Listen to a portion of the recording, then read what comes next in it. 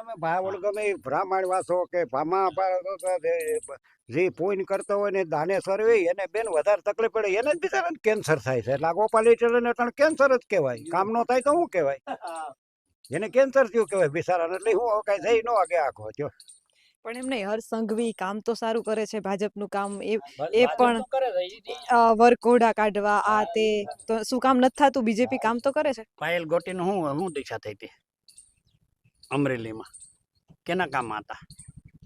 ભાજપના કામ હતા ને. હજી કાલ હવાની દીકરી આપણે પટેલની દીકરી, આપણી પટેલની દીકરી હતી, એની હું દિશા કાઢી? દીકરીની વરઘોડો કાઢ્યો એ માણાના પેટના કહેવાય, એની માથે અત્યાચાર કેવો કર્યો બેન એ માણાના પેટના કહેવાય. એને હું કહું છું, હર્ષ સંઘવી તો પડવા જોઈએ. હર્ષ સંઘવી તો કહે છે દીકરીઓને ન્યાય આપવામાં હું ન્યાય આપે છે? ક્યાં કઈ દીકરીને એને ન્યાય આપ્યો?